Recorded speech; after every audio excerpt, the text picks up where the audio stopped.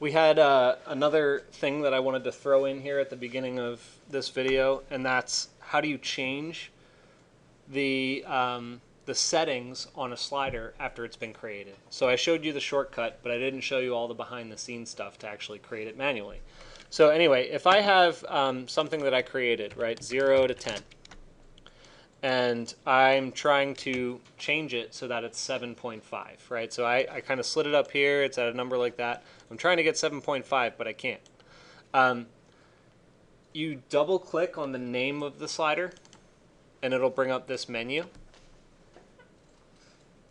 And you can change the name of the slider. Call it slider X.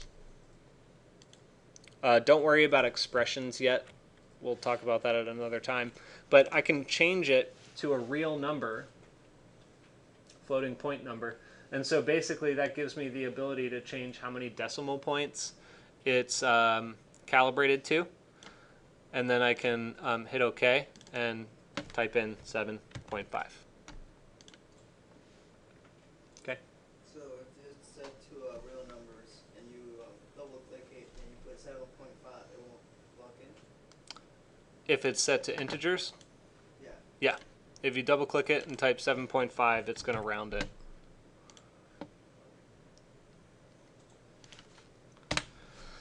Okay. So things are going to they're going to look a little crazy, but the idea is ultimately very simple. Once we are establishing a relationship at a remote location, the way that you're doing your math is going to change. And I just want to present this as look at it and understand the degree of difficulty to be sort of synonymous with what happens when you change from 2 dimensions to a 3-dimensional application. Like right now, I designed this definition to have the same origin point. And it will only work if it has the same origin point. So the reason that it will only work at the same origin point is because if I basically, I'm going to try and not move it too far, but if I pick another point, and you don't have to do this right now, I'm just showing you, and I plug that into A, well, that's not really a cube now, is it? And that's because my second point is in a particular location, not referential to this point itself.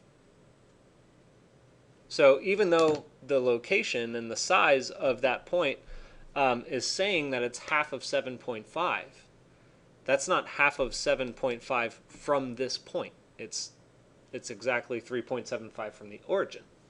So we then need to convert that point to be relative to this location. Okay, so I'm going to show you how to do that here in just a moment.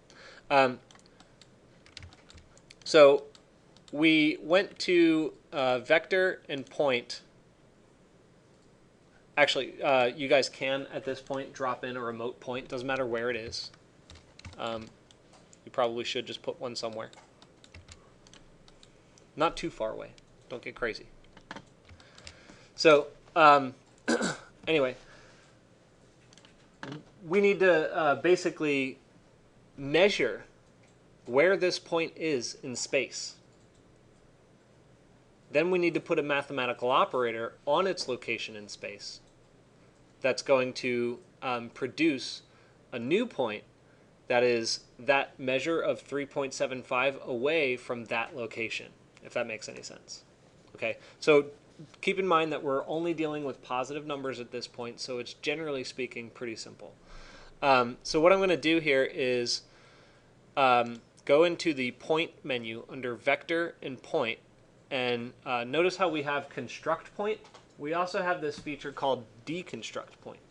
And deconstruct point, it's kind of cryptic in what it says. It says deconstruct a point into its constituent parts, which if you think about a point, it only has 3 subcomponents. It has an x, a y, and a z position, right? So the constituent parts are really referring to its coordinates. So if I deconstruct that point, connect it, right? What I'm going to get are output values that tell me where it is. So the x position of this point is at a value of 15.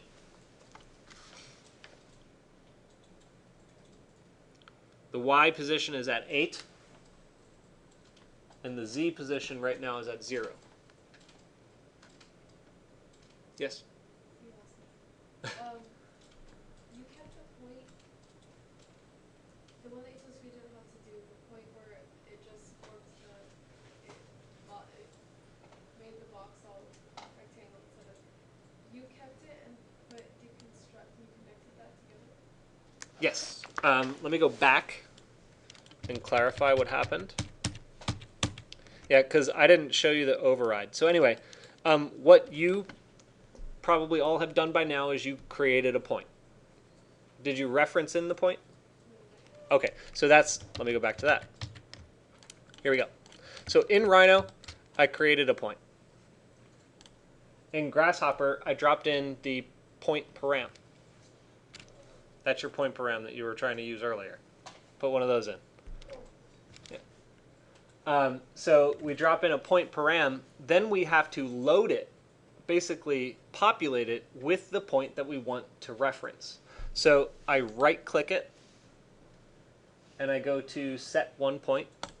And then in Rhino, if you had the point already selected, it'll automatically populate it. If you didn't, you'll have to click it, and then it'll populate. Okay? So then the next step that I did that probably lost you was I overrode the connection from the origin point. So no longer am I connecting to this origin point up here at 0, 0, 0. This is my new origin point, this one right here. So I'm going to basically take that wire and connect it to A.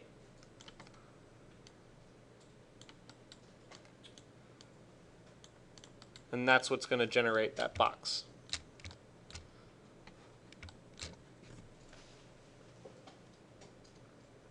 Does that make sense? I do want to just quickly come around and make sure you're all there before I move on. All right, so moving on.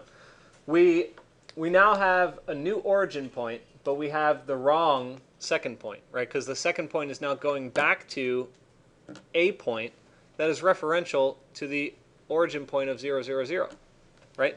So now what I have to do is, as I mentioned, deconstruct this point and find its position, and then use math to locate a new position relative to it. Okay? And it's, I know it sounds really crazy, but I'm going to go to vector and point, and I'm going to use deconstruct point.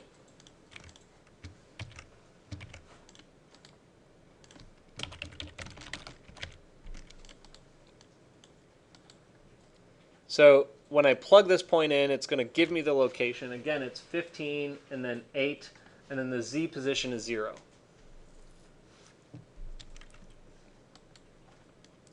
So what's important about this is that I can use a mathematical operator to just increase the values or decrease the values depending on whether or not you want to go in the positive or negative direction.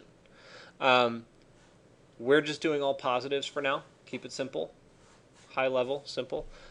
So I have a value of 3.75 that I've generated. I know that my second box needs to be on all sides 3.75, provided I don't change the size of it, but half the size of the original. So that's the value I'm going to use. And I'm going to add it to the magnitude, or the numerical position of x, y, and z. So I'll go to math and operators, and I'm going to use addition. And so addition is basically the same thing as your division. It has your first item for addition and your second item for addition. So if it's numerical, it's 3.5, and it's going to be plus the x value. And then again, we'll do another one for plus the y value and then plus the z value. So I'll do x. And then what's different about this is that you have to make a copy of it and then connect the same thing to the y and the z.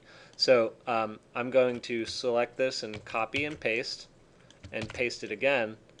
Right now they all have the same connection, but I can just override the y to the b and then the z to the next b. So I'm going to take my y and plug it in here, and my z and plug it in here.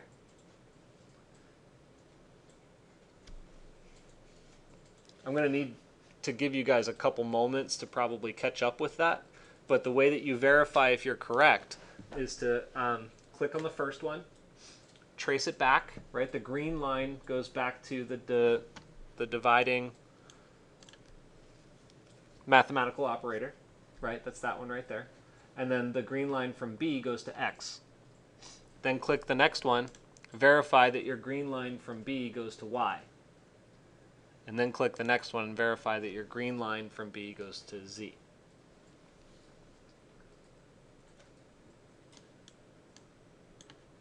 You guys need me to come around and double check it? You okay? All right, cool. So then when you hover over the R output of each of these, you're going to see that it has increased, right? So your original value was 15, your next value is 18.75. So we need to, first we deconstructed this point, then we modified its coordinates. We modified its coordinates. Then we're going to reconstruct it into a new point. So you can go through the process of disconnecting all of these and then reconnecting new ones. And in most cases, that's a best practice because then it has to recalculate a bunch of things. We'll get there, but right now it's not a big deal. So I can just override the connection to each of these. So my X value modified is that. You can see it's already relocating it. And then my Y value is the second R, and my Z value is the third R.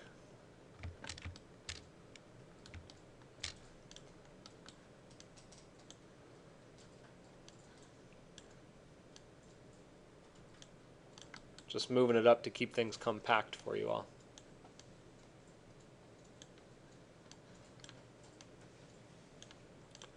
So the definition looks really crazy, sort of, but it's really not all that crazy, and it's totally smart now. So we duplicated all the math to modify the x, y, and z, and then we just remapped it into a new x, y, and z, which gave us something that was referential mathematically 3.75, 3.75, and 3.75 here. So now we can go back to our original box maximum size, and we can scale it up and down. And that remote box is exactly half size, regardless how big it is, or even where it is. I can move its position anywhere. I can move it up in the z-axis if I want. See that?